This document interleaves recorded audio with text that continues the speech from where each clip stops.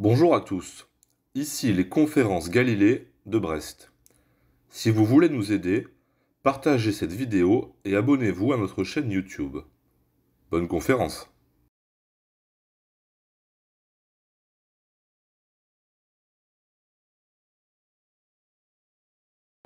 Bonjour Monsieur Delorme, bienvenue à Brest.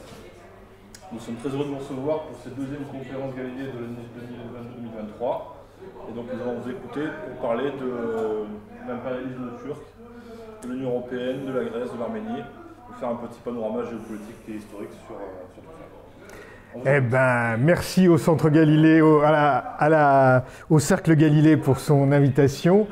Et je suis, moi, ravi d'être à Brest aujourd'hui. Et je suis toujours ravi d'essayer de faire comprendre aux Français la complexité de cette région et la complexité, en l'occurrence, de la situation stratégique et politique, géostratégique et politique, à la fois de la Grèce et aujourd'hui de l'Arménie, puisque ces deux pays, ces deux nations dont le destin a souvent été solidaire dans l'histoire récente, sont aujourd'hui confrontés effectivement aux mêmes défis et aux mêmes dangers qui vient de cette puissance turque qui aujourd'hui n'est pas seulement une puissance turque comme elle l'a été à partir de la fondation de la République en 1923, mais qui est aussi une puissance pan-turque, c'est-à-dire une puissance qui vise à l'expansion de la Turquie hors des frontières que Kemal avait acceptées après la Première Guerre mondiale, et qui est également une puissance islamiste puisque le parti au pouvoir, l'AKP, est aujourd'hui un des fers de lance de la diffusion de l'islamisme à la fois dans les Balkans et également en Afrique. Voilà, alors mon propos, je l'ai partagé en bon historien en trois parties. D'abord, je vais essayer de vous faire une présentation, mais je vais essayer d'aller rapidement parce que, évidemment, toute cette situation est complexe et on n'a pas un temps indéfini. Donc je vais essayer de vous faire une présentation du temps long de ce qui permet de comprendre les antagonismes d'aujourd'hui, de ces trois peuples, de ces trois nations que sont les Grecs, les Arméniens et les Turcs. Et puis dans un deuxième temps, j'essaierai de vous présenter les problématiques du présent, et puis enfin en conclusion, que j'ai intitulé « Et l'Europe dans tout ça », de voir quel est le rôle dans ce champ géopolitique complexe, quel est le rôle de l'Union européenne, ou plus exactement des différents États de l'Union européenne. Alors, bien sûr, la Grèce, je ne vais pas vous faire un panorama de sa glorieuse histoire antique, mais il faut, quand on parle de la Grèce contemporaine, nous en France, on a cette idée de la Grèce antique, des temples, de la démocratie, de Thémistocle, ou sur lequel j'ai écrit un roman, ou de Démosthène, ou de Périclès, mais on ignore souvent ce qu'a été l'histoire médiévale de la Grèce, de la partie de l'Orient qui parle grec à partir de la conquête romaine, cet empire byzantin qui fait partie, nous en Europe occidentale, on est souvent frappé d'une hémiplégie quand on regarde l'histoire de l'Europe. On regarde l'histoire de l'Europe de l'Ouest, catholique, puis à l'âge moderne catholique ou protestante, mais cette Europe byzantine, cette Europe orthodoxe, c'est souvent un trou noir. C'est un trou noir dans nos programmes scolaires et c'est un trou noir dans notre culture, tout simplement.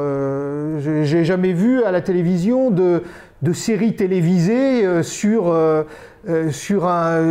empereur ou une impératrice byzantine, et pourtant, je vous assure, il y a des destins absolument romanesques qui feraient d'excellentes séries. Idem pour les romans historiques, c'est quelque chose qui en fait est totalement ignoré. Donc cet empire byzantin qui parle grec, il est à son apogée sous le règne de Justinien, qui meurt en 565 après Jésus-Christ, et à cette époque-là, il domine toute la région qui va de la Syrie actuelle à l'Afrique du Nord, au sud de l'Espagne et à la péninsule italienne. Donc c'est un ensemble considérable qui va petit à petit se rétracter autour de l'espace grec, autour de sa capitale Constantinople et de la Grèce des îles et de la Grèce continentale. En réalité, parce qu'il a en permanence à lutter sur deux fronts. D'un côté, les invasions arabes puis turques qui arrivent de l'Est, et de l'autre côté, l'hostilité pour des raisons religieuses de l'Occident médiéval, notamment des Normands d'Italie et de Sicile, qui voudraient ramener cette Grèce, puis des croisés qui voudraient ramener cette Grèce dans le giron de la Sainte Église catholique et romaine. Cette longue bataille que mènent les Byzantins sur deux fronts va finir au XVe siècle,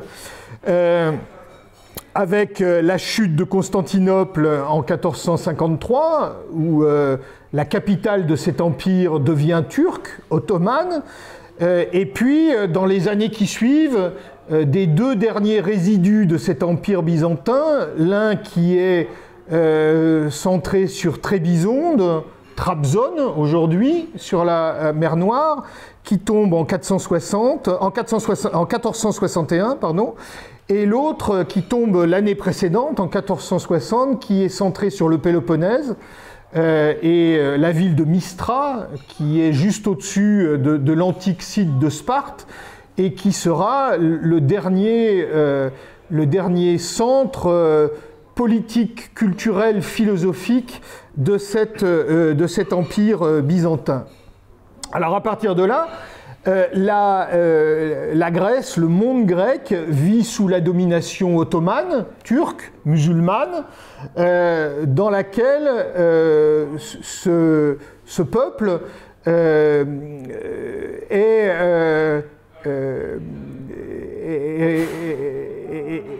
gouverné par le sultan turc de Constantinople, d'Istanbul, et où les sujets chrétiens de ce sultan sont, dans tous les secteurs de la vie politique et sociale, refoulés dans un état d'infériorité par rapport aux maîtres musulmans.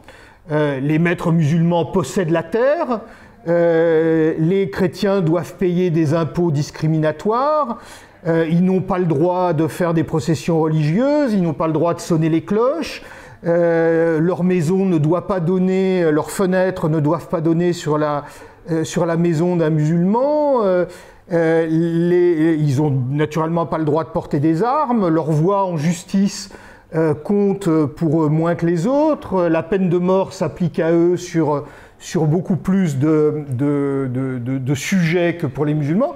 Bref, vous avez un statut d'inégalité parmi les sujets du sultan entre les musulmans et les chrétiens.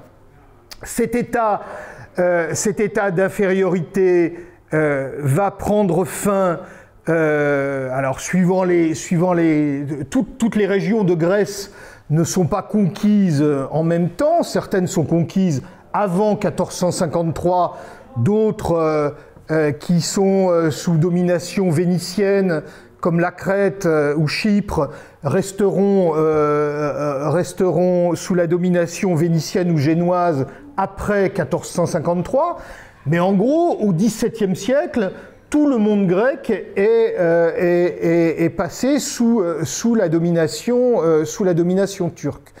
Et donc cet état de fait va prendre fin avec la guerre d'indépendance, dont on a célébré en Grèce l'année dernière le bicentenaire, puisque cette guerre d'indépendance commence en 1821 et qu'elle se termine en 1830.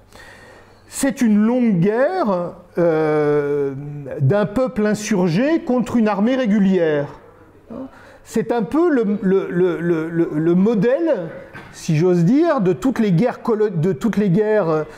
coloniales ou de fin de colonie, toutes les guerres d'indépendance du XXe siècle. C'est-à-dire qu'on a un peuple qui se soulève contre un maître turc qui a toutes les armes d'un gouvernement régulier, qui a une armée régulière, qui a une artillerie, qui a tout l'armement moderne de l'époque, alors que les Grecs se battent comme des partisans, on dira plus tard, ou des palikars, dit-on en grec, c'est-à-dire des jeunes gens courageux qui se soulèvent contre cette domination. Cette guerre sera extrêmement meurtrière. On estime aujourd'hui autour de 200 000 morts pour un petit peuple, hein, avec des massacres de civils à connotation. Alors, on va pas dire qu'il s'agit d'une guerre génocidaire, mais à connotation dans certains cas génocidaire. Vous connaissez tous le tableau de Delacroix sur les massacres de Schio. Vous connaissez tous le poème de Victor Hugo sur le même sujet. Que veux-tu, l'enfant grec? L'enfant grec répond donnez-moi de la poudre et des balles. Donc on a ces massacres de Schio font 23 000 morts en avril 1822, puis en Crète on a des gens qui sont massacrés, des civils, hein, femmes, enfants massacrés dans les cavernes où ils se sont réfugiés. Puis sur l'île de Psara en 1824, on a 30 000 habitants qui sont quasiment exterminés jusqu'au dernier, les derniers survivants étant déportés en esclavage. Et puis dans l'île de Kassos, la même année, on a le même schéma. Donc c'est une guerre qui est une guerre extrêmement violente, et dans laquelle les Grecs finiront par emporter la victoire. J'y reviendrai tout à l'heure. Emporter la victoire seulement lorsque les puissances européennes décideront d'intervenir. D'abord l'Angleterre, puis la France et la Russie. Mais les conditions même de cette intervention et de la manière dont cette indépendance va être acquise vont profondément impacter la nature de cette indépendance grecque. J'y reviendrai un peu plus tard. L'Arménie est un royaume antique et médiéval qui connaît son expansion maximum sous le règne de Tigrane le Grand au 1er siècle avant notre ère. À l'époque, l'Arménie s'étend de la mer Caspienne à la mer Noire et de la mer Noire à la Méditerranée dans la région qu'on appelle la Cilicie, qui est aujourd'hui au sud-est de la Turquie. C'est le premier royaume, c'est le premier État qui se convertit officiellement au christianisme au début du IVe siècle de notre ère. Et puis, petit à petit, sous la pression mongols, turcs, etc. Ce royaume va, des Mamelouks d'Égypte également, ce royaume va disparaître, ou les États arméniens vont disparaître progressivement entre le milieu du XIe siècle et le troisième quart du XIVe siècle. Et à partir de ce moment-là, les Arméniens vont vivre dans des empires multinationaux, empire mongol, empire byzantin, empire turc, jusqu'à ce que, dans le sillage de la guerre d'indépendance grecque, se déclenche un mouvement de renaissance nationale qui va passer par, comme un peu partout dans les Balkans et dans le monde arabe, par la remise en honneur de la langue nationale, par des études folkloriques, par des écrivains qui vont commencer à publier des journaux en arménien, des livres en arménien, des pièces de théâtre en arménien, qui vont traduire en arménien, comme ça s'est fait en Grèce, les ouvrages des Lumières françaises. Et puis ce mouvement de renaissance culturelle va petit à petit déboucher sur un mouvement de revendication d'une autonomie politique à l'intérieur des empires russes et turcs, puisque les Arméniens se trouvent à la jonction de ces deux empires durant le XIXe siècle.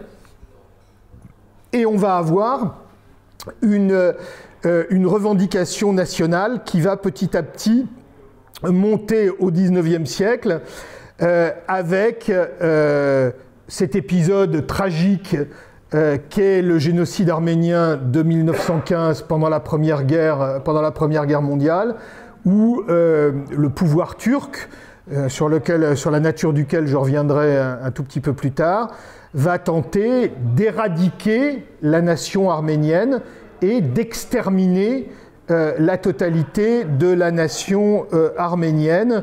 C'est environ de 1,2 million à 1,5 million d'Arméniens qui seront exterminés entre 1915 et 1918 avec des déportations de masse à l'intérieur de l'Anatolie, où ces gens sont battus, torturés, violés, volés, assassinés, et les derniers survivants arriveront dans le désert syrien, où un grand nombre, ou ceux qui restent, qui ne sont pas morts de maladie ou de mauvais traitements sur le chemin, finiront brûlés dans le désert syrien.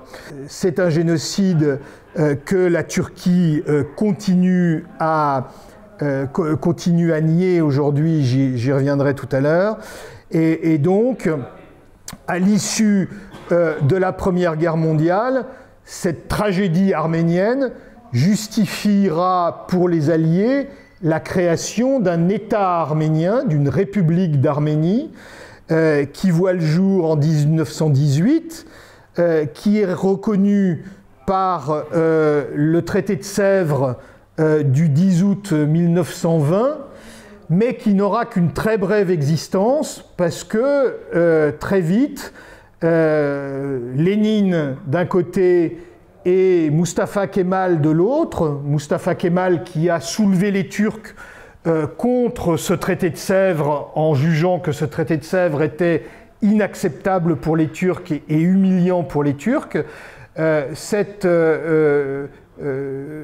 entente Lénine-Kemal va aboutir d'abord à l'invasion du sud de l'Arménie par les Turcs, puis par la soviétisation du nord de l'Arménie par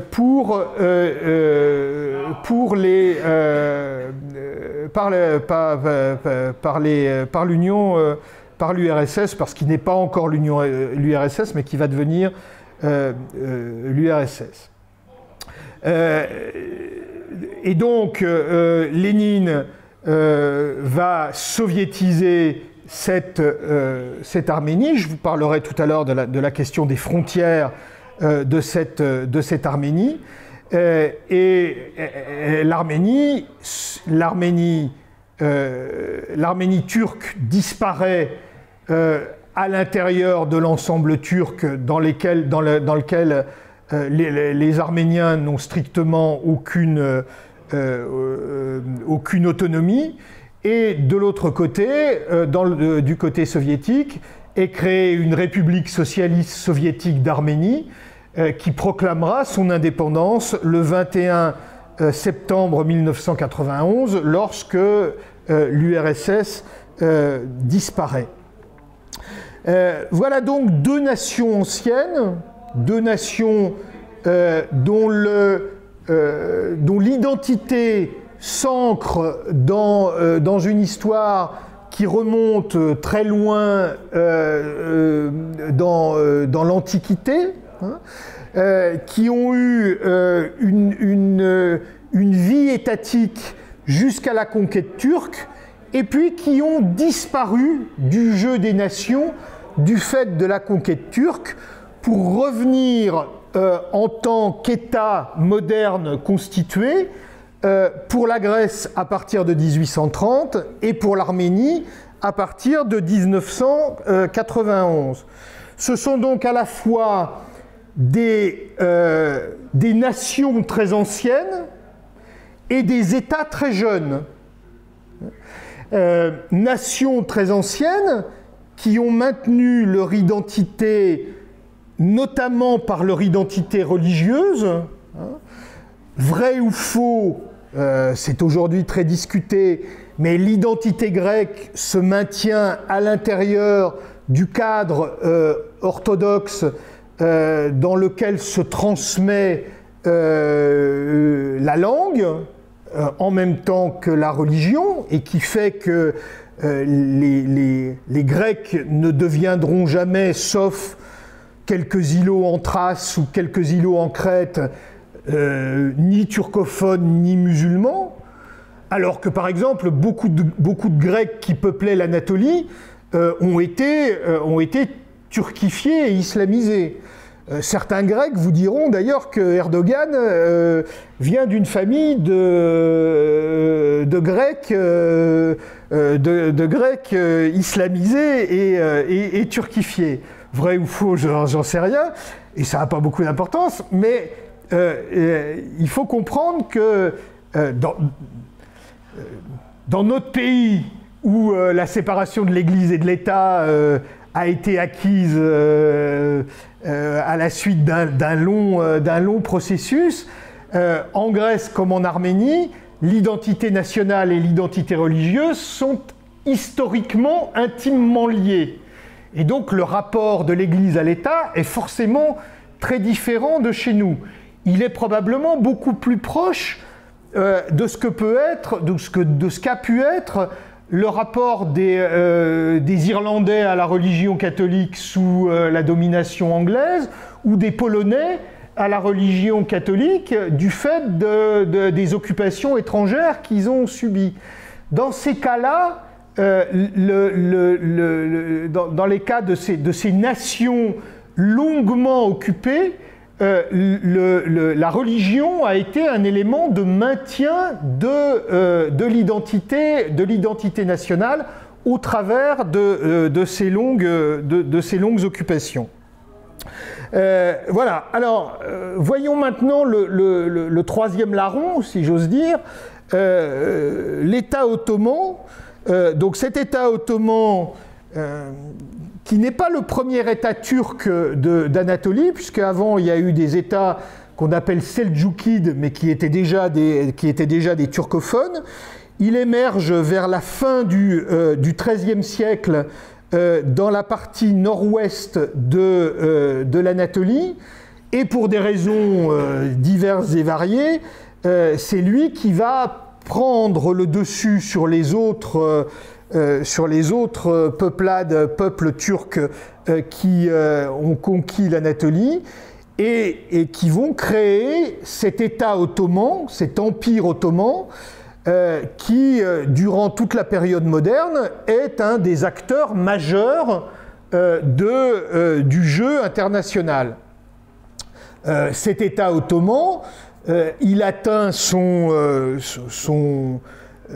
apogée sous le sultan Soleiman, qu'on appelle Soliman le Magnifique, qui meurt en 1566. Donc on est à la charnière vers la fin du XVIe siècle, et il va, à partir, dans les années qui suivent, il va en fait rentrer dans une longue crise institutionnelle intérieure qui va durer jusqu'au XIXe siècle. C'est un État qui, au XVIIe et au XVIIIe siècle, devient de plus en plus dysfonctionnel, qui sous-administre, qui est incapable de se moderniser, de se renouveler, dans lequel on a toute une série de sultans réformateurs ou de grands vizirs réformateurs qui voudraient moderniser cet ensemble, qui notamment voient bien que l'Occident est en plein décollage économique puis industriel, qui voudraient s'inspirer de ce qui se passe en Occident pour ne pas être, comment on va dire, pour ne pas être largué dans la course à la puissance, mais qui a en même temps à l'intérieur des forces conservatrices extrêmement puissantes qui en réalité bloquent cette évolution vers la modernité, notamment des forces religieuses avec ce qu'on appelle dans cet empire ottoman les softas, c'est-à-dire les étudiants en théologie,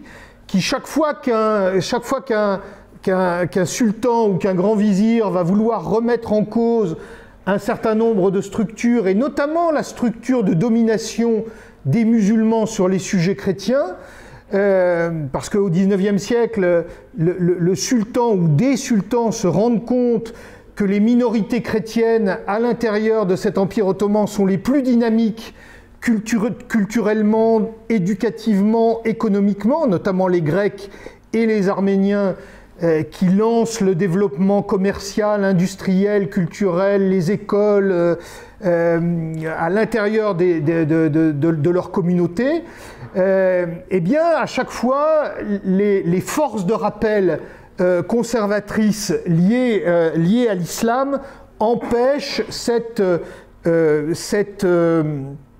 modernisation de l'Empire ottoman d'aller au-delà de la pétition de principe. Alors, il y a des lois, il y a des grands textes pris par un certain nombre de sultans réformateurs, les choses bougent dans un certain nombre de grandes villes, Smyrne, Thessalonique, voilà. Là, on a des milieux dans lesquels les décisions du sultan arrivent au stade des fêtes, mais dans l'empire profond, et notamment dans la partie chrétienne de l'empire, en réalité, la structure sociale de domination des musulmans sur les chrétiens et l'arriération économique se maintient. Alors,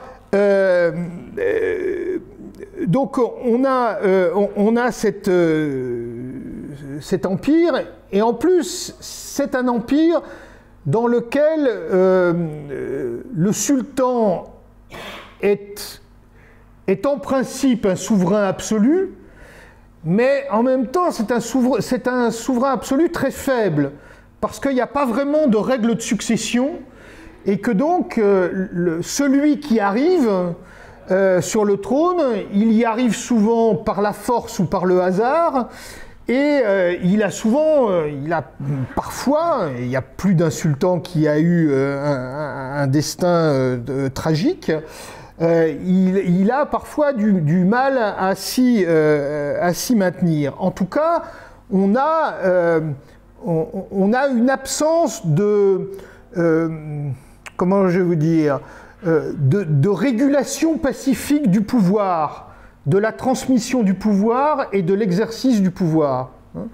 Et donc, on a, de la part des chrétiens, d'abord une revendication d'égalité, puis après la revendication d'égalité, une revendication d'autonomie, puis d'indépendance. Alors les Grecs donnent les Grecs donnent le signal en 1821, les Serbes vont suivre, puis ce sera le tour des Roumains et des Bulgares, puis des Albanais. Bref, on va avoir tout un processus de dissociation de cet empire ottoman qui se fait sous la pression des peuples qui sont dans la partie européenne de cet empire ottoman et qui vont aboutir à la fin du XIXe siècle à des indépendances serbes, monténégrines, albanaises, bulgares et roumaines. Cela ne se passe pas pacifiquement. Ça se passe à travers des révoltes, et ça se passe à travers des révoltes qui sont durement réprimées. La Grèce, je vous en ai parlé tout à l'heure, mais je vais vous montrer pourquoi les Grecs continuent à se soulever, parce qu'en réalité, l'indépendance de 1830 se fait sur une toute petite partie du territoire grec. Donc les Grecs qui restent en dehors de ce petit État grec créé en 1830, ils vont continuer à se révolter en Crète, en Épire, en Thessalie, en Macédoine. Et les Bulgares, les Roumains, les Serbes vont avoir tour à tour à faire face à des épisodes de répression extrêmement violente et de massacres extrêmement violents. Ce sera également dans la partie caucasienne le cas des Arméniens avant même le génocide. Les révoltes de Bosnie aboutissent à des massacres de chrétiens, de civils en 1875.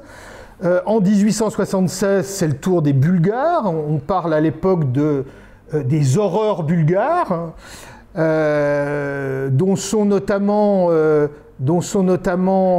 responsables des irréguliers turcs, c'est-à-dire des gens qui participent, qui agissent pour le gouvernement turc, pour le gouvernement ottoman, mais qui ne sont pas des soldats réguliers, les fameux Bachibouzouk chers au capitaine Haddock.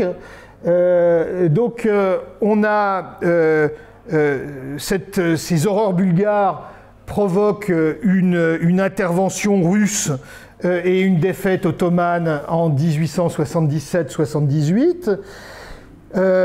En 1894-96, c'est le tour sous le sultan Abdulhamid II, c'est le tour des Arméniens d'être victimes de massacres de civils qui vont soulever en Europe occidentale une grande émotion.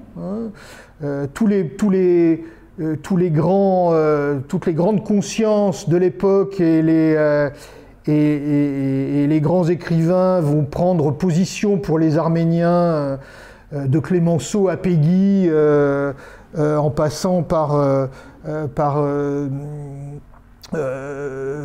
des gens plus marqués à droite, mais on a vraiment toute une série de gens qui s'élèvent contre ces massacres arméniens. Et puis,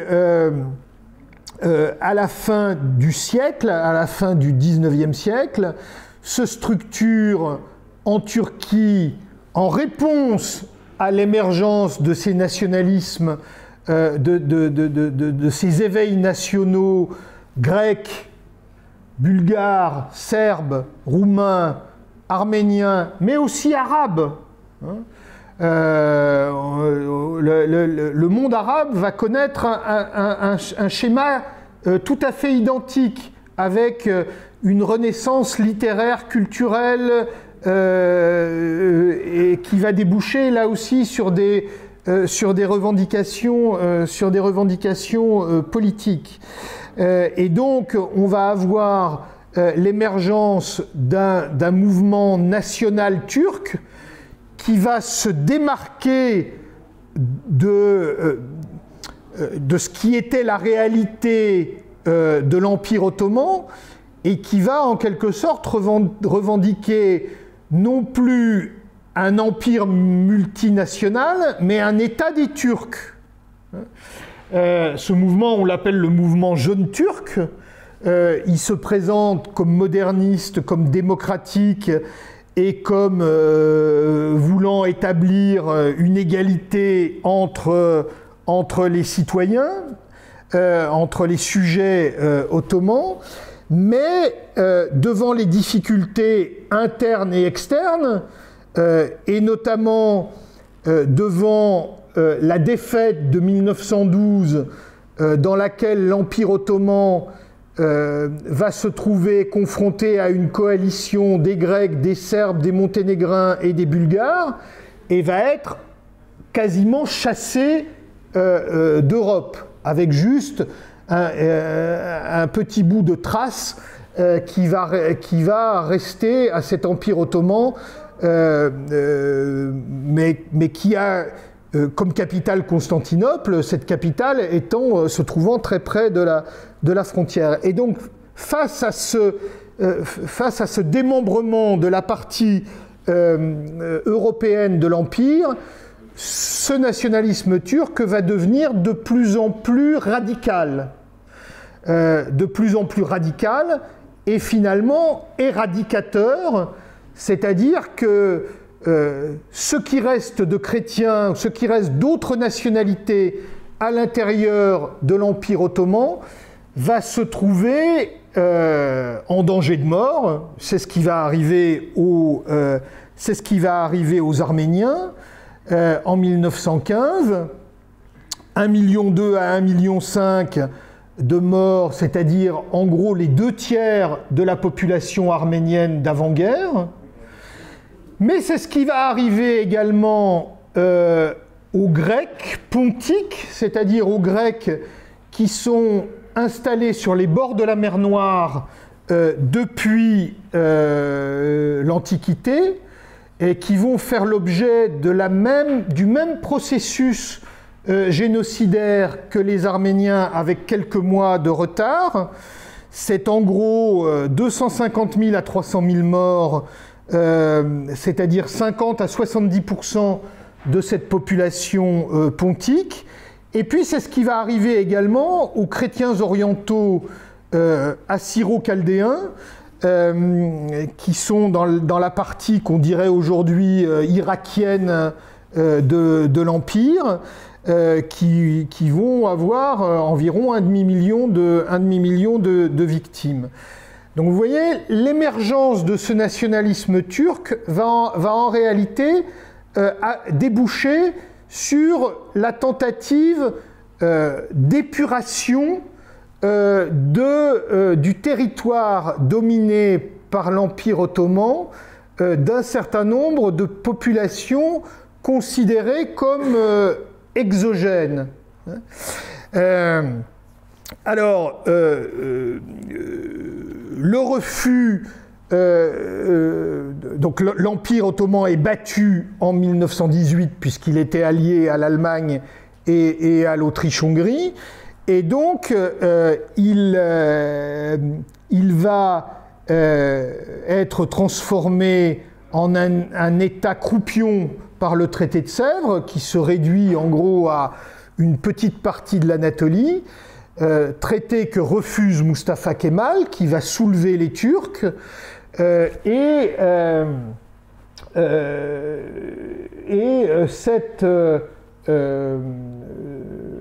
cet État va aboutir à une guerre gréco-turque qui va se dérouler entre 1920 et 1922.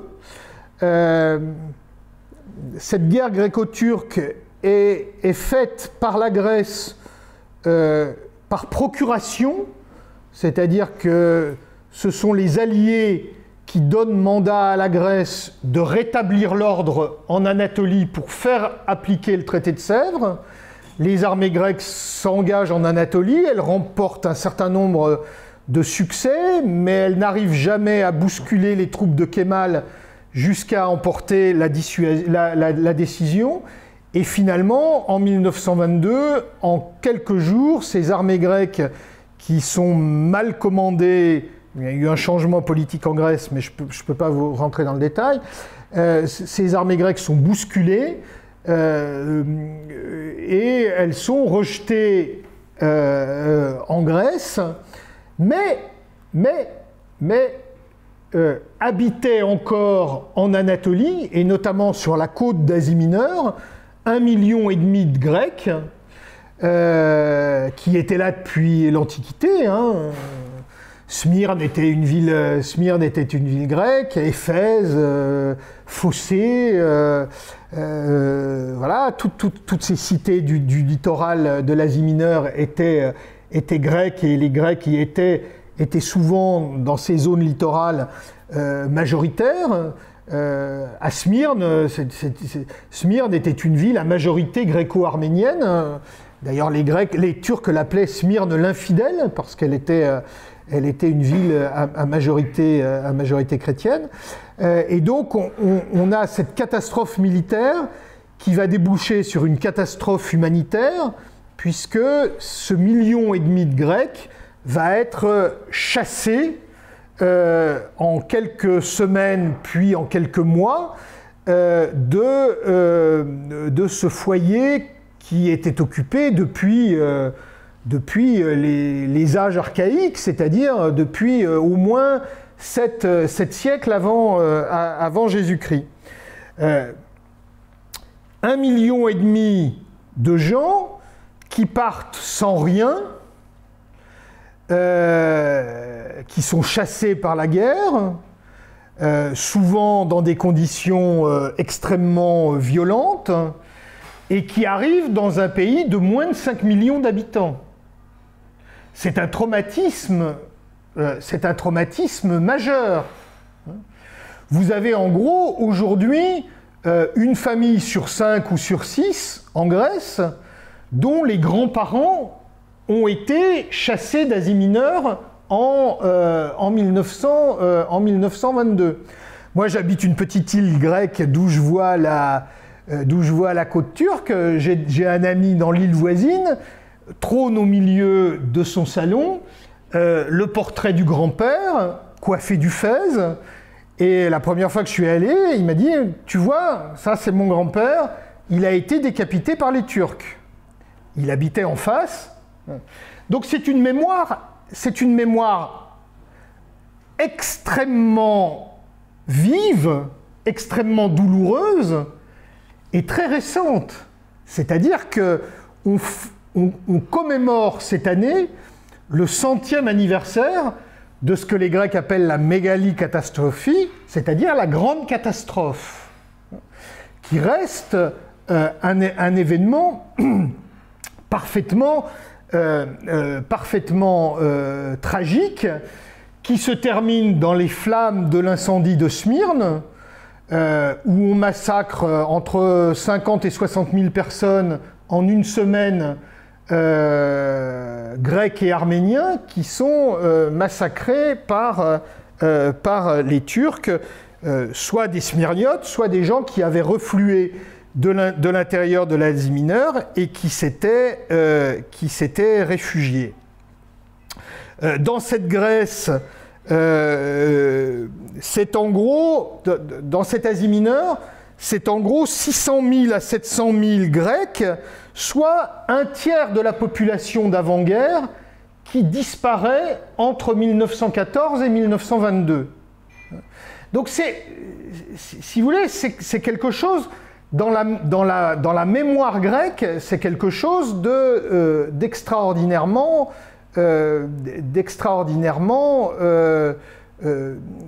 vif et douloureux. Et vous pouvez imaginer quelle est la réaction des Grecs, et j'en viens à ma deuxième partie, lorsque, pour l'anniversaire de la prise de Smyrne, il y a donc quelques semaines, au début de septembre, Erdogan dit aux Grecs « Souvenez-vous de Smyrne, nous pouvons recommencer demain, ne vous réveillez jamais sans penser que nous pouvons arriver, et nous ferons la même chose qu'à Smyrne. » Et quand, ce même jour, M. Stoltenberg, secrétaire général de l'OTAN, envoie à M. Erdogan un télégramme de félicitations aux Grecs, aux Turcs, pour la prise de Smyrne. Ce qui a provoqué en Grèce un immense scandale. Ouais. Alors, maladresse, absence de culture historique, imbécilité profonde, je ne trancherai pas. Ce tweet a été évidemment assez rapidement retiré, mais vous pouvez imaginer quel effet il a fait dans l'opinion grecque. Donc deuxième partie de ce propos, Grèce, Arménie, Turquie, le présent. Alors le présent, c'est quoi? Le présent, c'est d'abord... voilà, elle y est. Le présent, c'est la question des frontières. Et c'est la question des frontières en Grèce comme en Arménie. L'indépendance grecque n'a été acquise qu'en 1830 et elle n'a été acquise que par l'intervention, vous ai-je dit, des Anglais, des Russes et des Français. Elle n'a été acquise que sur une toute petite partie du territoire, celle que sur cette carte vous avez en plus foncé, hein, c'est-à-dire le Péloponnèse, la Grèce centrale jusqu'au nord, au sud d'Arta, au sud de Volos, c'est-à-dire sans même, voilà, c'est ça, les Cyclades, pas le Dodécanèse sur lequel je reviendrai tout à l'heure. Donc vous voyez que c'est une toute petite Grèce. C'est une toute petite Grèce qui, à l'époque, compte moins d'habitants qu'il n'y a de Grecs qui restent sujets du sultan. 700 000 à 800 000 habitants dans la Grèce indépendante, alors que 2,3 millions restent sujets ottomans.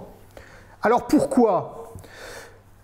C'est toute l'ambiguïté de l'histoire de la Grèce jusqu'à aujourd'hui en réalité, c'est que la Grèce est victime de sa géopolitique.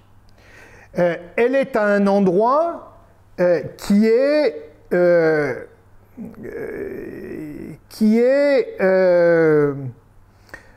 géostratégiquement important pour deux puissances ennemies ou opposées, suivant les moments, bien qu'elles aient été alliées pendant la Première et la Deuxième Guerre mondiale, mais c'est en quelque sorte des exceptions, que sont la Russie et le Royaume-Uni. Le Royaume-Uni est un empire maritime, il veut donc contrôler les routes maritimes. Ces routes maritimes, en Méditerranée, il a évidemment la volonté de les contrôler, et il a la volonté de les contrôler encore plus à partir de la fin du XIXe siècle, où les Français creusent le canal de Suez, et où le canal de Suez est le passage entre la métropole anglaise et l'Empire des Indes. Et donc, Gibraltar, Malte, la Grèce, Chypre, sont les points sur lesquels l'Angleterre compte pour contrôler sa circulation maritime en Méditerranée. Et donc, l'Angleterre, qui a été la première à aider les insurgés grecs en 1823-24, en les aidant d'ailleurs un peu comme la corde aide le pendu, parce que la première aide des Anglais aux insurgés grecs, c'est de les autoriser à s'endetter sur le marché de Londres pour acheter des armes, des couvertures, des vivres, etc. Ce qui fait que l'État grec va également sortir de sa guerre d'indépendance endetté auprès de Londres. Ce qui donne à Londres un moyen d'action tout au long du XIXe siècle sur la politique grecque. Ça vous rappellera peut-être des choses sur une période plus récente. Le contrôle de la Grèce par la dette est en réalité une manière de contrôler le gouvernement grec dès l'indépendance. Et donc, l'Angleterre veut une Grèce indépendante, mais elle veut une Grèce indépendante qui ne le soit pas trop, et qui ne soit pas suffisamment viable suffisamment viable pour se passer de l'aide anglaise, et qui soit suffisamment faible pour ne pas trop affaiblir l'Empire ottoman, qui contrôle ce point stratégique essentiel que nous avons vu reparaître ces derniers temps dans le conflit russo-ukrainien, que sont les deux détroits du Bosphore et des Dardanelles. Ces deux détroits sont le verrou qui permettent d'interdire à la flotte russe de déboucher en Méditerranée. Et donc, l'Angleterre, au XIXe siècle, entend contrôler la Grèce et empêcher les Russes de sortir librement en Méditerranée. Donc il lui faut une Grèce indépendante mais faible qu'elle puisse contrôler, et il lui faut un empire ottoman qui reste suffisamment fort pour empêcher les Russes de sortir de la mer Noire. Et donc on a là, si vous voulez, l'explication de la politique anglaise en Méditerranée orientale tout au long du XIXe siècle et encore au XXe siècle, jusqu'au déclenchement de la guerre civile d'après 1945. Ces problématiques géopolitiques sont extraordinairement stables. Et de l'autre côté, donc, on a la puissance russe qui, à partir de Catherine la Grande, est riveraine de la mer Noire. C'est la conquête de la Crimée et la fondation de la ville d'Odessa. Odessa qui est une ville grecque, puisque le premier maire d'Odessa est grec, et Catherine fait venir des Grecs pour créer la ville nouvelle d'Odessa. C'est d'ailleurs à Odessa que se crée pour la première fois la Philiki Eteiria, la Société des Amis, qui est en réalité l'élément déclencheur de la guerre d'indépendance grecque. Donc si vous voulez, ce monde de la mer Noire et ce monde grec sont liés depuis l'Antiquité. Et donc, à partir du moment où la Russie est sur la mer Noire avec la Crimée et Odessa, la volonté de tous les tsars, puis des responsables communistes, c'est d'avoir un accès aux mers libres de glace toute l'année, c'est-à-dire le passage du Bosphore et des Dardanelles. Et donc, Turquie, Grèce sont un élément essentiel de ce jeu géopolitique entre le Royaume-Uni et l'Empire russe. Et donc le contrôle de cette voie de circulation fondamentale est un enjeu géostratégique essentiel pour ces deux puissances dominantes au cours du XIXe et du XXe siècle. Georges Séféris, qui est un grand poète grec, qui a eu le prix Nobel de littérature dans les années 60, dit à un moment dans sa correspondance, dans son journal plutôt, que cette position de la Grèce est à la fois une chance, parce qu'en réalité elle est à la jonction de deux mondes et que les échanges entre Orient et Occident passent par là et s'y transforment depuis l'Antiquité, et qu'en même temps c'est une malédiction parce que ce pays est en réalité un enjeu plus qu'un acteur des relations internationales. J'ai dit l'Angleterre, naturellement, c'est l'Angleterre, puis après 1945, les États-Unis. Et donc on a ce jeu géopolitique qui continue aujourd'hui et qui est tout à fait fondamental pour comprendre les rapports de force dans la région. Alors, le fait que cette Grèce créée en 1830 soit si petite, c'est aussi qu'elle n'est économiquement pas viable. Non seulement elle n'est économiquement pas viable, mais en plus, les populations à l'extérieur, qui restent à l'extérieur de cet État grec, vont continuellement se révolter. Et donc, du coup, pendant un siècle, en réalité, les efforts nationaux de la Grèce vont être dirigés non pas vers la modernisation économique, mais vers l'achèvement du territoire. En réalité, ce n'est qu'en 1912-1913 que la Grèce, tu peux élargir, va arriver. Alors, vous avez là ce qui est assuré en croix. Hein. Donc ça, ce sont les frontières de la Grèce à partir de 1912-1913, qu'on appelle les guerres balkaniques. Puis, alors, le traité de Sèvres donne des territoires supplémentaires et en Asie mineure et en Thrace occidentale, en Thrace orientale jusqu'au port de Constantinople. Et puis ensuite, il y a un retrait à partir de 1922 où en fait la frontière terrestre s'établit un petit peu à l'est d'Alexandroupoli, que vous avez là sur cette carte, et le dernier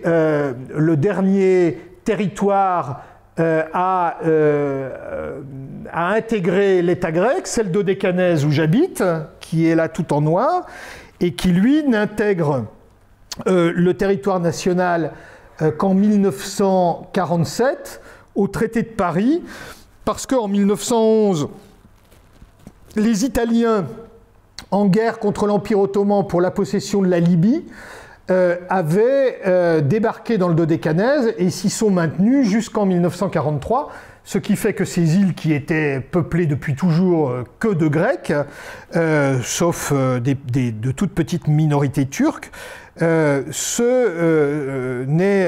rattaché à la Grèce qu'après la Deuxième Guerre mondiale. Reste encore aujourd'hui, mais là on y serait encore à Noël, donc je ne vais pas en parler aujourd'hui, la question de Chypre. Je vous en parlerai tout à l'heure, mais question de Chypre, peuplée à 80% de Grecs, mais devenue colonie britannique, devenue protectorat britannique en 1878, colonie britannique en 1914, république indépendante en 1959, puis à 40% occupée et colonisée par la Turquie depuis 1974. Voilà, donc si vous voulez, voilà ce qu'on peut dire sur la question des frontières. Alors, souvent on me dit, oui mais enfin tu comprends, tu comprends, les Turcs ils ont raison de ne pas être contents parce que ces îles grecques qui sont à quelques encablures de la côte turque, c'est pas juste pour les Turcs. Non. Voilà. Non, pourquoi? Parce que ces îles ont toujours été grecques, et parce qu'en réalité, le littoral était grec, et il a fait l'objet d'une purification ethnique en 1922, et donc cette frontière maritime entre les îles et l'Asie mineure, elle est issue de l'histoire, elle n'est pas issue d'une injustice faite aux Turcs. Alors, passons maintenant aux frontières de l'Arménie. Donc vous voyez où se situe l'Arménie. Elle se situe donc dans le... Non, c'était bon. Ouais, c'était bon. Elle se situe à l'est, au nord-est de la Turquie, enfin à l'est de la Turquie, donc au sud du Caucase. Sans débouché maritime, entre la mer Noire et la mer Caspienne, sur un milieu de hauts plateaux. Alors, quand ces frontières ont-elles été déterminées? Elles ont été déterminées d'une part par un accord entre Lénine et Kemal en 1920, qui donnait les mains libres à Kemal pour liquider la partie sud de l'Arménie, qui est aujourd'hui intégrée à la République de Turquie. C'est environ une moitié du territoire de la République d'Arménie telle qu'elle avait été créée par le traité de Sèvres et telle qu'elle a existé pendant 2 ans. Cet accord, il est formalisé par le traité de Moscou en mars 1921, avec un partage. Donc, la Turquie annexe le sud, l'URSS soviétise le nord et en fait une république socialiste soviétique d'Arménie, avec le problème du Haut-Karabakh. Ce Haut-Karabakh, que vous voyez en rouge, en orange plutôt,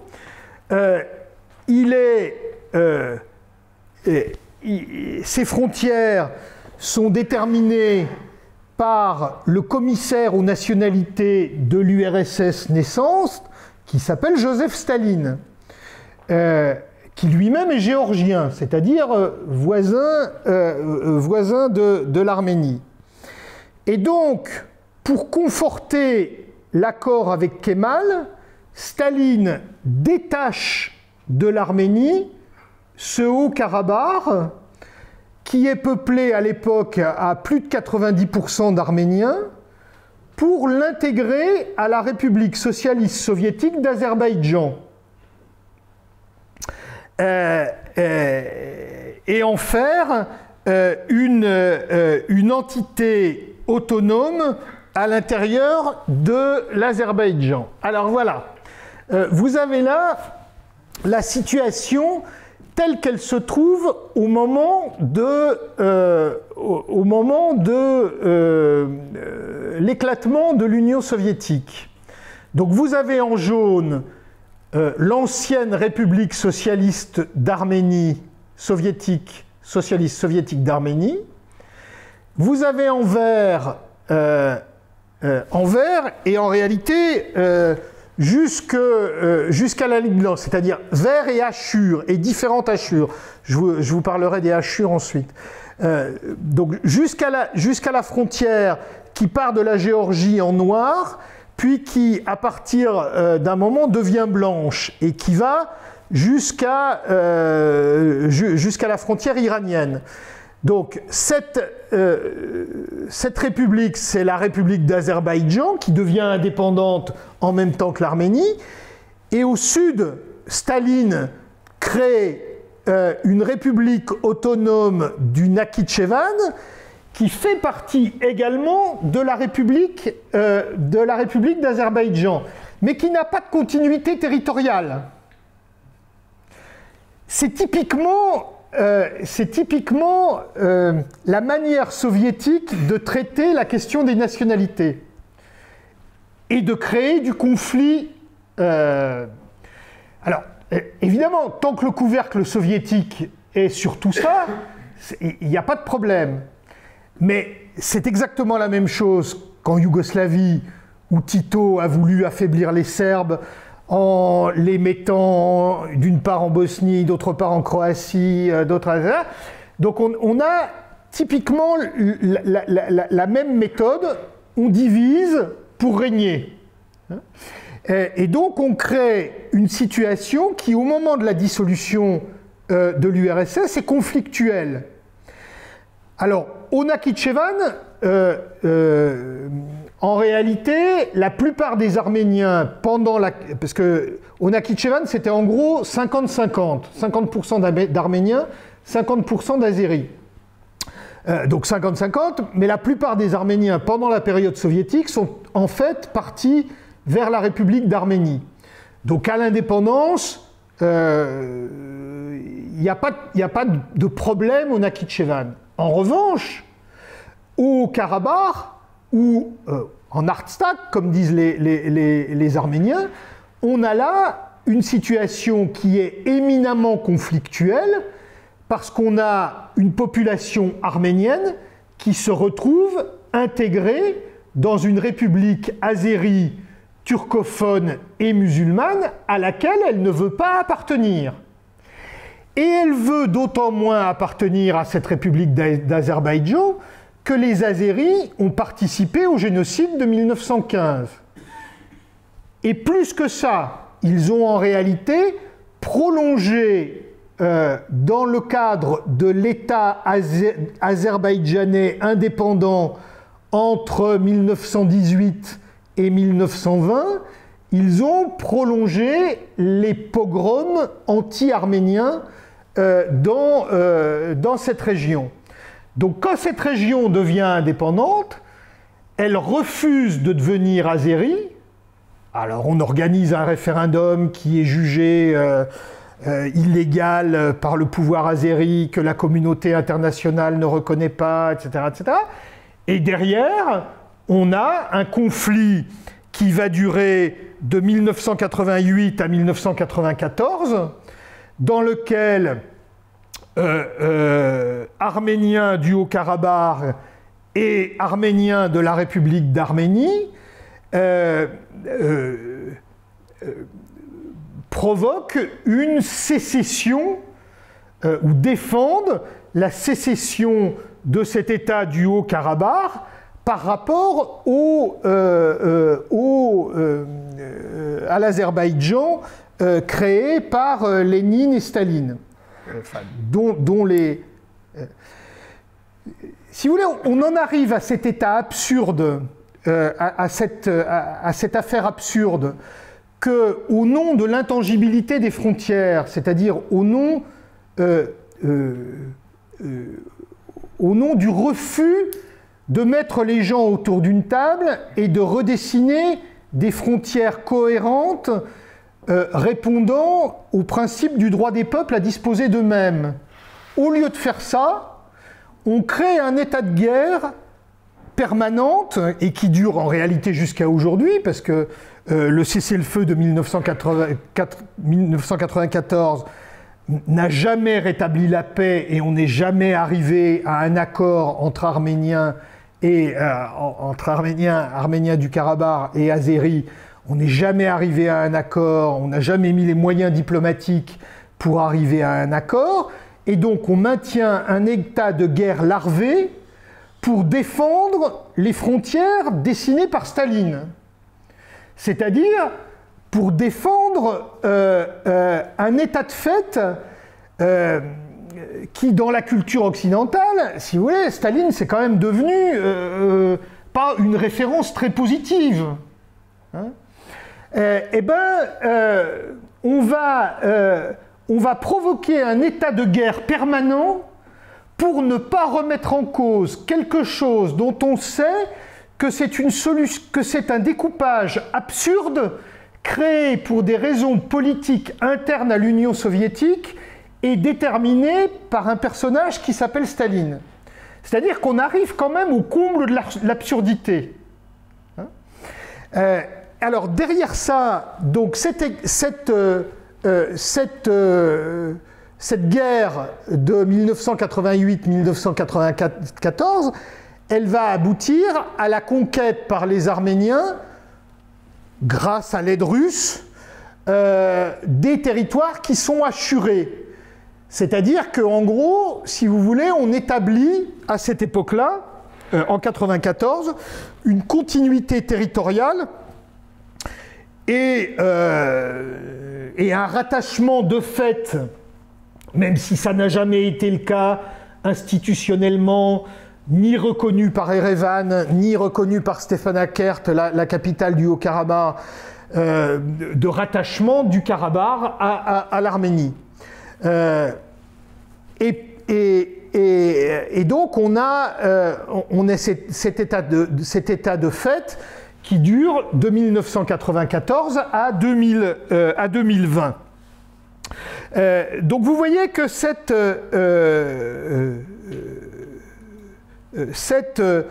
question des frontières est aujourd'hui un élément extrêmement déstabilisateur. Voilà. Alors, je reviendrai sur les événements de 2020 dans ma partie européenne. Et je voudrais maintenant vous parler, après la question des frontières, de l'impérialisme néo-ottoman de l'AKP, c'est-à-dire le parti d'Erdogan. Ça va, je suis dans les temps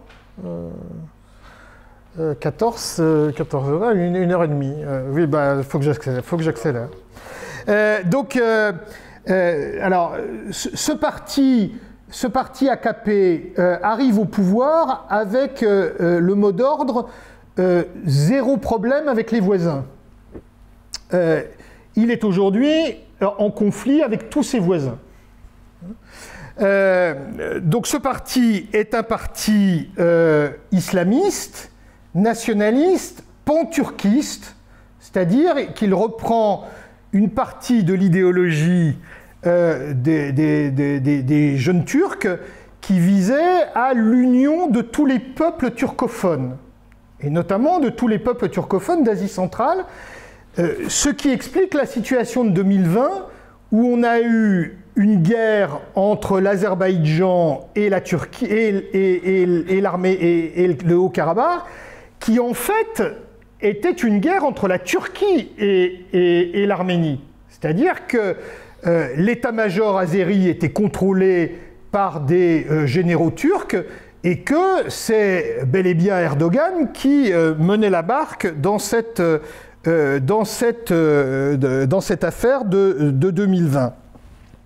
Qu'a fait le parti AKP sur le plan extérieur? D'abord, il s'est construit une industrie de guerre nationale qui est aujourd'hui exportatrice d'armes. Alors, ce ne sont pas des armes extrêmement sophistiquées, plutôt des armes rustiques, notamment des drones. Mais c'est une industrie de guerre qui aujourd'hui compte. Et puis, il a entamé une politique d'islamisation à l'extérieur de ses frontières. Donc aujourd'hui, la Turquie finance largement la réislamisation des communautés musulmanes des Balkans, qui ont toujours été des communautés musulmanes assez peu observantes et pas inclinées au radicalisme. Mais aujourd'hui, la Turquie les réislamise sur un peu avec d'autres, le Qatar et l'Arabie Saoudite, mais les trois jouent dans le même sens, les réislamisent sur un modèle radical. Blocage de toutes les négociations à Chypre pour arriver à une solution de la question de Chypre et même un certain nombre de provocations, expansion en Syrie, où les Turcs ont tiré dans le dos des Kurdes pendant que les Kurdes se battaient avec Daesh pour finalement occuper le nord de la Syrie et recycler toute une partie de Daesh et des milices islamistes comme supplétifs de l'armée turque, intervention dans la guerre civile libyenne, contestation des zones économiques exclusives chypriotes et grecques qui ont abouti à la tension de 2020. Tu me mets la suivante. Le droit international donne à chaque pays une zone exclusive, une zone économique exclusive en mer dans laquelle il a l'exclusivité de la possibilité d'exploiter les ressources économiques. Donc vous voyez en pointillé bleu la détermination de ces espaces en Méditerranée. Donc à l'est, vous avez l'Italie, Malte, au sud, la Libye et l'Égypte, à l'ouest, Israël, le Liban et la Turquie, au nord, la Turquie, et puis vous avez la ZE chypriote que vous voyez autour de l'île de Chypre, et la zone économique exclusive grecque qui occupe la partie centrale. Voilà. Donc la Turquie conteste ce découpage en fonction du droit international et de la convention de Montego Bay, qui a été signé par un grand nombre d'États, mais pas par la Turquie, qui autorise l'extension donc de cette zone économique. Alors la Turquie n'a pas signé, mais elle s'est attribuée des zones économiques exclusives en Méditerranée et en mer Noire, comme si elle avait signé. Donc elle a proclamé sa zone économique, mais elle nie aux autres le droit. Elle nie aux autres le droit à en avoir une identique.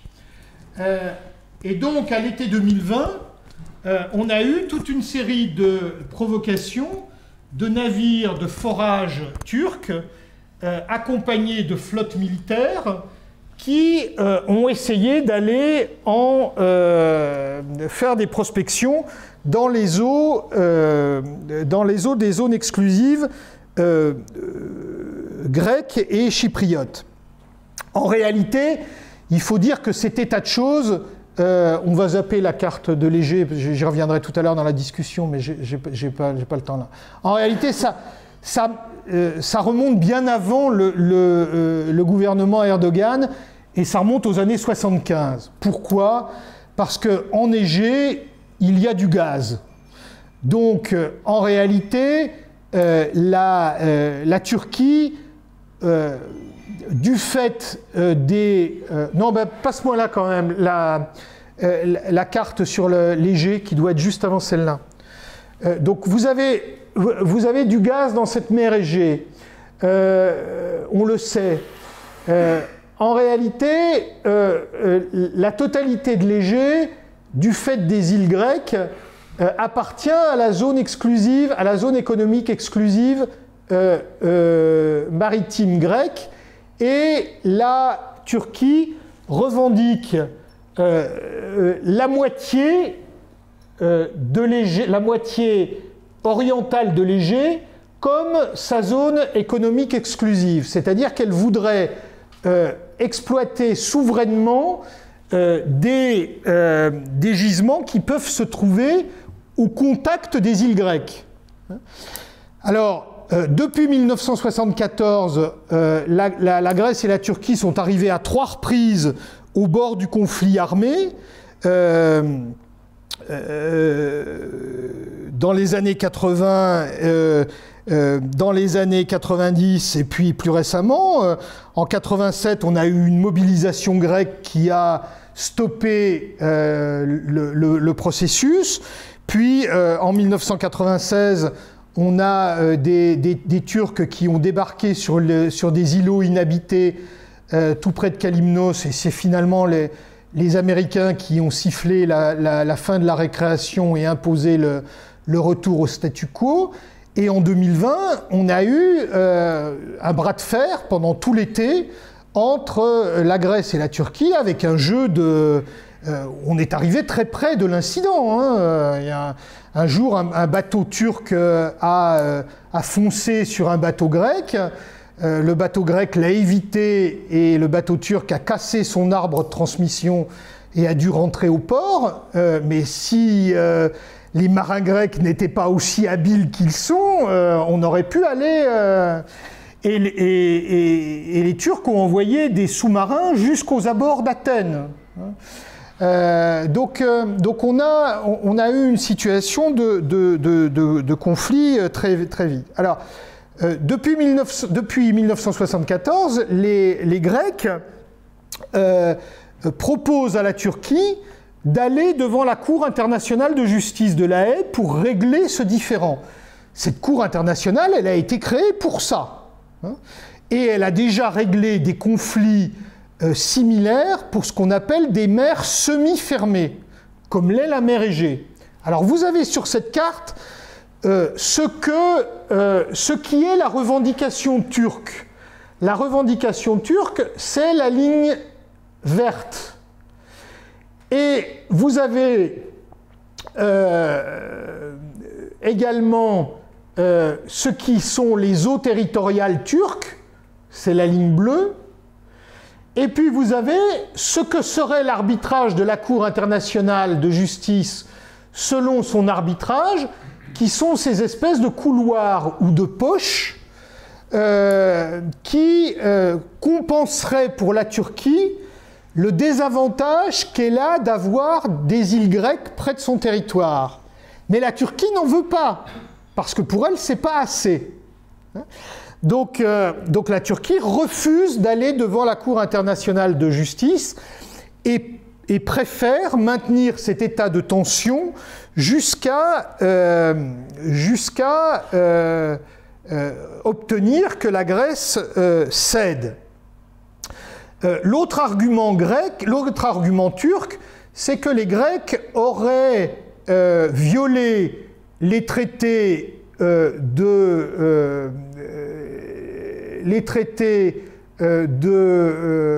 Lausanne 1923 qui leur donnent les îles, la plupart des îles en Égée, et Paris en 1947 qui leur donne le Dodécanèse, en militarisant ces îles. Mais cette allégation qui est souvent présentée par la presse française comme étant quelque chose d'acquis n'est en fait absolument pas soutenable. Pourquoi ? Le traité de Lausanne interdit aux Grecs de créer des bases navales et de fortifier. Les Grecs n'ont ni créé de bases navales, ni fortifié ces îles. Elle a simplement installé des garnisons et des armements défensifs après la menace en 1974 au moment de Chypre la menace turque d'envahir ces îles. Donc ce sont simplement des mesures d'autodéfense reconnues par la Charte des Nations Unies et qui ont fait à l'époque l'objet d'une notification aux Nations Unies. Donc cet argument turc ne tient pas. pour le traité de Paris, le dodécanèse est effectivement, normalement, démilitarisé. En réalité, c'était parce que Staline, à la fin de la guerre, voulait une base dans les Dardanelles, et que, comme on lui a refusé, il a exigé des Anglo-Américains qu'ils ne s'installent pas dans la grande base militaire italienne que les Italiens avaient installée dans une de ces îles du Dodécanèse. Et donc cette mesure de démilitarisation, elle ne visait pas du tout la Grèce, elle visait les deux grands.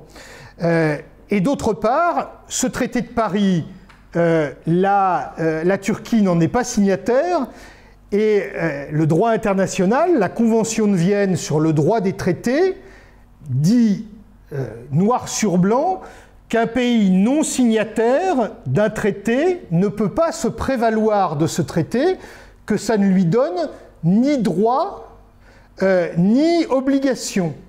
Donc la Turquie n'étant pas signataire de ce traité de Paris, elle n'a aucune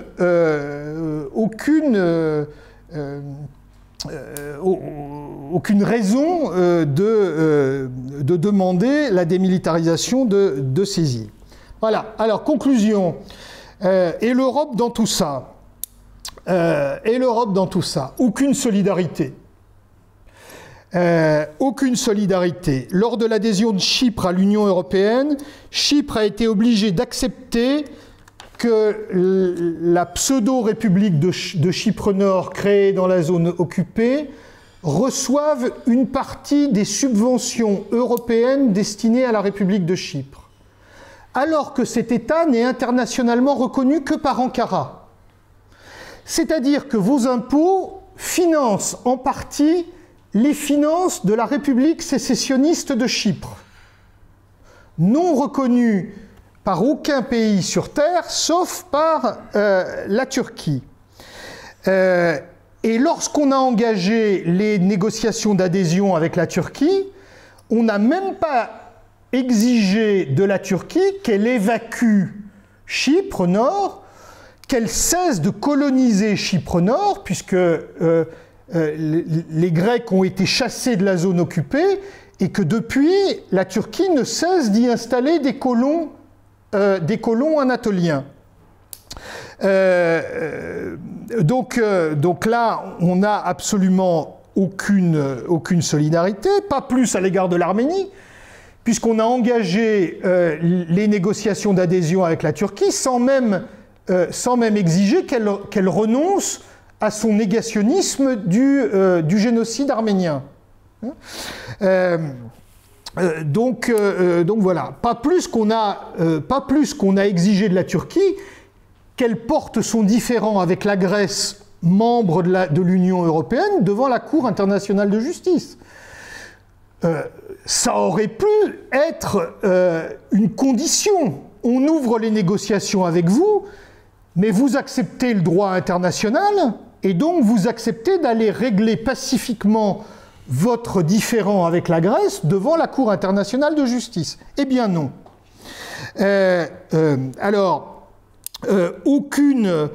Donc les provocations, les violations de l'espace aérien et maritime grec sont continues.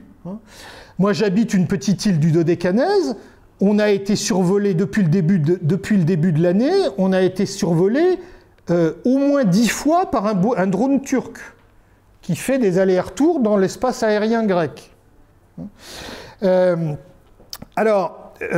D'autre part, aucune solidarité, évidemment, après 2008, et ce qu'on a appelé la crise grecque, il faudrait là encore des heures pour en parler, et les 3 mémorandums, la Grèce a été économiquement affaiblie. Bon, je ne vais pas vous faire le détail de la chose, mais au moment où on subventionnait la Turquie en lui donnant de l'argent, pas prêtant, en lui donnant de l'argent au titre de la réalisation de l'union douanière, au titre de la préadhésion, puis vous vous souvenez du voyage de Madame Merkel au titre du trafic de migrants, pour lequel il a reçu des milliards et des milliards et des milliards pour ne plus déverser les migrants sur la frontière terrestre ou sur les îles grecques, ce qu'il continue à faire de manière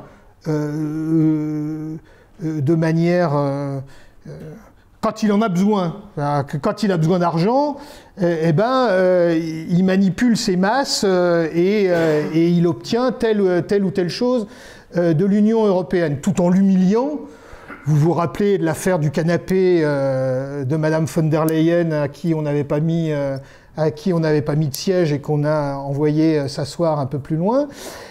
Donc il y a une absence totale des Européens d'exigence vis-à-vis de la Turquie, et notamment d'exigence de respecter les règles basiques des relations entre États. Et donc on a affaibli économiquement la Grèce. Cet affaiblissement économique sur le plan militaire a eu une traduction. On a fermé des usines d'armement grecques alors que Erdogan construisait une industrie de défense qui montait en puissance. On a baissé les soldes des militaires grecs comme l'ensemble des salaires des fonctionnaires. Naturellement, les mesures d'austérité budgétaire ont également un retentissement sur les achats d'armement et sur les crédits pour l'entraînement des pilotes de la marine, etc. Donc si vous voulez, on a par ces plans d'austérité à répétition depuis 10 ans qui n'ont aucun effet économique. La Grèce ne se relève pas de ces mémorandums. C'est une ineptie de dire que la Grèce remonte ou repart. La dette est aujourd'hui plus importante qu'elle n'était au début du premier mémorandum et la croissance reste basse alors que la Grèce a perdu toute une partie de ses infrastructures, etc. Je passe. Donc on a affaibli militairement la Grèce face à la Turquie. Et enfin, aucune solidarité européenne lors de la crise de 2020, où le ministre grec des Affaires étrangères a demandé au Conseil européen de dire le droit et de prendre position en faveur de la Grèce et d'adopter des sanctions à l'égard de la Turquie.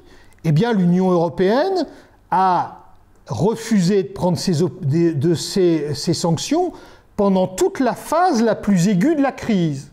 On bloquait l'Allemagne, on reviendra dans la discussion sur les raisons si vous voulez, l'Italie, l'Espagne, Malte et la Hongrie. Donc 5 pays qui ont bloqué les sanctions contre la Turquie. Finalement, des sanctions ont été adoptées, mais quand la Turquie avait déjà fait des pas en arrière et que la phase aiguë de la négociation avait échoué, quand la phase aiguë de la crise plutôt avait été passée, et donc on n'a eu aucune sanction, et quand on a adopté ces sanctions, en fait c'était des sanctions extraordinairement légères qui n'avaient de réalité que symbolique. Alors en revanche, j'ai très peu de considération et d'affection et de considération pour le président Macron, mais la France, dans cette affaire, a pour une fois joué son rôle. C'est-à-dire que on est venu au bon moment en soutien de la Grèce contre cet impérialisme turc. On a envoyé des avions en Crète et à Chypre, puis on a envoyé le Charles de Gaulle et le groupe naval français en matière de dissuasion, ce qui a provoqué une colère noire d'Erdogan qui depuis ne cesse d'insulter la France et le président de la République. Et puis derrière, on a lancé avec la Grèce, en partenariat avec la Grèce, un processus de réarmement de la Grèce en vendant toute une série de Rafales, dont certains à prix d'amis parce qu'ils sont des Rafales d'occasion de l'armée française, puis des frégates. Et aujourd'hui, la Grèce achète également des F-35 américains. C'est-à-dire que le budget d'armement est en train d'augmenter pour faire face à cette menace turque qui augmente. Mais vous comprenez bien que s'il y avait je dis bien l'ombre d'une solidarité européenne, la Grèce ne serait pas contrainte de faire cet effort totalement disproportionné par rapport à ses moyens économiques et à sa population. Mais on a un pays de 10 millions d'habitants, 11 millions, face à un pays de 80 millions, et la Grèce est bien obligée de prendre des contre-mesures si elle veut garantir l'intégrité de son territoire. Voilà, donc l'impuissance européenne dans cette affaire, ou la volonté européenne de ne pas intervenir dans ce conflit et de ne pas forcer la Turquie à aller à un règlement pacifique plutôt que de jouer à la menace, contribue à forcer la Grèce à maintenir un effort militaire totalement disproportionné. Je termine avec la réponse grecque. Donc c'est une réponse de réarmement. La Grèce lance aussi à l'heure actuelle un projet de cyberdéfense contre les drones turcs qui ont fait merveille dans la guerre de 2020 contre l'Arménie, contre le Karabakh. C'est eux qui ont fait basculer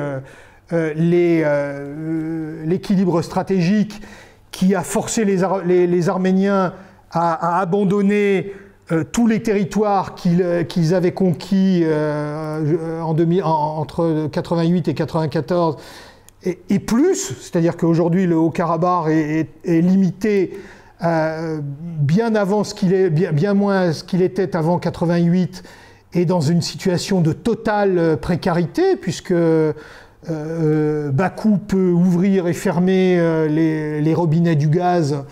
Eh bien, c'est à ce moment-là, après cette guerre d'agression contre le Karabakh, que Mme von der Leyen est allée à Bakou récemment pour dire que le gaz azéri avait vraiment une odeur bien meilleure que le gaz russe. Hein, et que acheter du gaz à un despote post-communiste, puisque lui-même Aliyev est le fils du despote communiste de la région, acheter du gaz à Aliyev, c'est moral, alors qu'en acheter à Poutine, c'est pas bien. Donc on a là de nouveau une totale incohérence dans le discours de ces responsables européens. J'ajouterais que, vraiment en conclusion, pour terminer, que l'Allemagne, dans cette affaire, a une responsabilité écrasante, dans la nature des mémorandums qui ont été imposés à la Grèce et qui sont en réalité une négation de la démocratie. J'y reviendrai dans la discussion si vous voulez bien, mais écrasante aussi parce que, à l'issue de la crise de 2020, l'Allemagne, malgré les protestations grecques, a accepté de vendre à la Turquie des sous-marins de dernière génération qui risquent de faire basculer l'équilibre stratégique en mer Égée. C'est-à-dire qu'aujourd'hui, les Grecs ont une supériorité stratégique grâce aux Rafales et à leur marine en en qualité de matériel, si vous voulez, parce que en qualité de matériel et de personnel, parce que les Rafales sont beaucoup plus efficients que les vieux F-16 turcs qu'Erdogan ne peut pas faire remettre à niveau aux États-Unis, parce que sous l'administration Trump, un embargo sur les armements à destination de la Turquie a été décrété lorsque la Turquie a acheté des S-300 russes pour sa défense anti-aérienne. Et donc depuis, la Turquie a été exclue du programme F-35 et ne peut pas moderniser sa flotte de F-16. Donc la Turquie a plus d'avions, mais la Grèce a des avions plus performants.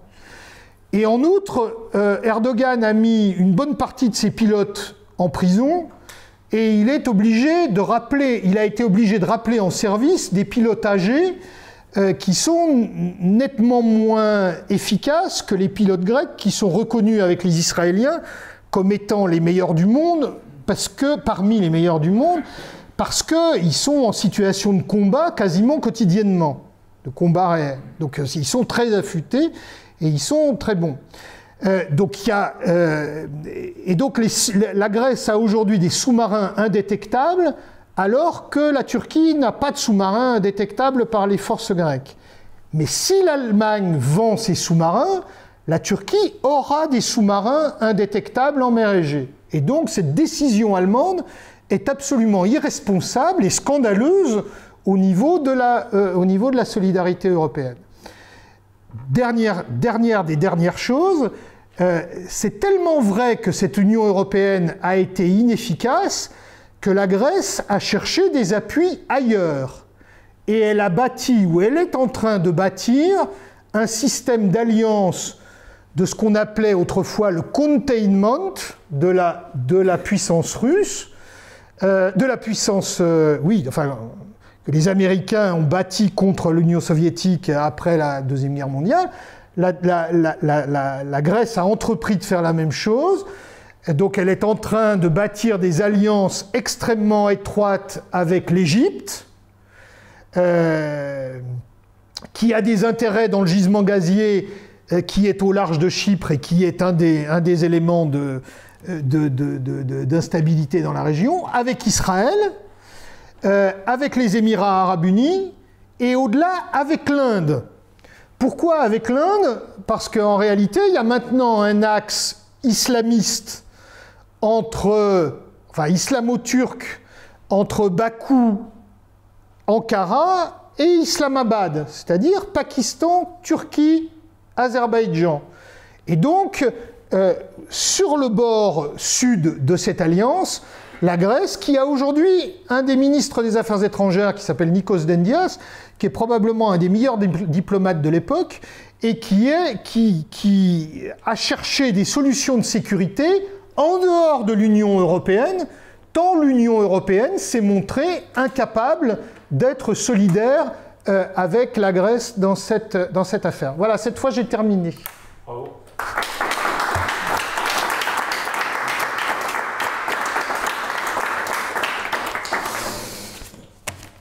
Et naturellement, je réponds à vos questions aussi. 42, ça va. Ah, ça va, j'ai moins de 2 heures.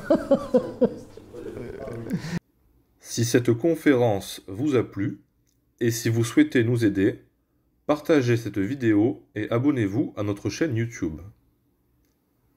Nous remercions la librairie Dialogue, avec qui nous avons fait notre première collaboration, le Relais Celton, qui nous a reçus pour la 3e fois en 2 ans, le journaliste du Télégramme qui est venu nous interroger, Grasshopper Geography, l'éditeur de cette magnifique carte, et bien sûr, notre public et nos conférenciers, sans qui ces événements ne pourraient avoir lieu.